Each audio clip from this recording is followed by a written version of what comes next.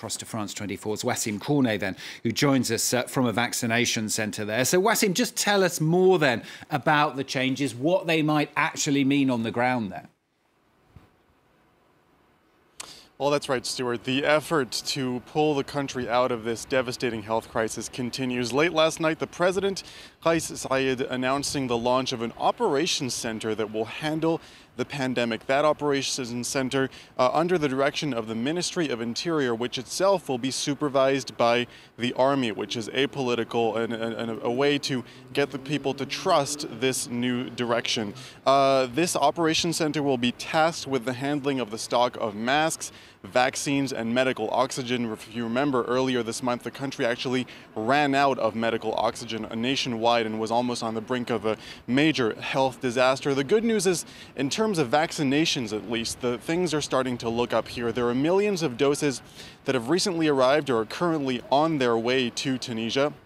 That is largely in part thanks to the COVAX scheme. It's worth reminding viewers, though, that the country has recorded more than 19,000 deaths in terms of that's the highest number per capita in both the Arab world and in Africa.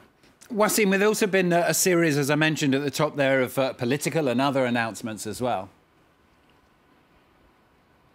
Yeah, you mentioned it earlier. The head of the national television broadcasting station was fired. The official reason was that two members of civil society who were scheduled to go on air yesterday afternoon to talk about the latest political situation were actually denied access. So that led to the firing of the head of the national broadcaster. The other main announcement is the president yesterday in an appearance on Facebook, which was later aired on national television, a tirade that went against 460 people. The president singling out those 460 people who he says contributed to looting Tunisia. That is according to a report from the National Institute Against Corruption. The total amount of that loot, according to that report, 4.2 billion euros. The president also taking the time to reach out to those 460 people, saying he was ready to offer them a penal settlement if they found a way to return that money.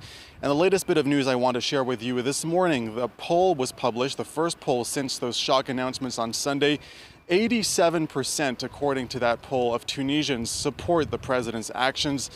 We talked to a few people since we got here in Tunisia, and we did hear that people were overwhelmingly tired of this political quagmire and political gridlock that the country has been stuck in for these past few months.